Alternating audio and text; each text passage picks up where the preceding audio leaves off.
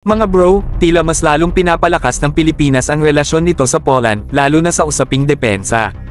Sabi ni Foreign Affairs Secretary Enrique Manalo noong Miyerkules, handa ang Pilipinas na mas palawakin pa ang kooperasyon nito sa Poland, partikular na sa maritime security at iba pang aktibidad sa karagatan.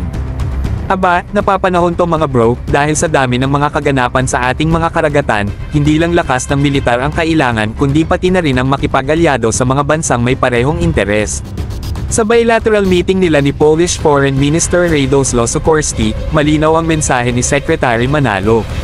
Gusto ng Pilipinas na palakasin ang maritime cooperation sa Warsaw, at ang ganda ng timing nito.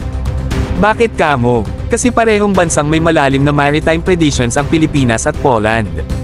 Ibig sabihin, parehong nakasandig ang mga bansa sa dagat para sa kabuhayan, depensa, at koneksyon sa iba pang mga bansa. Kaya naman, parang match made in heaven mga bro. Isa sa mga magagandang plano ni Secretary Manalo ay ang pagkakaroon ng iba't ibang forma ng partnership, mula sa bilateral activities, information sharing, hanggang sa palitan ng karanasan sa pagitan ng Philippine at Polish Coast Guards.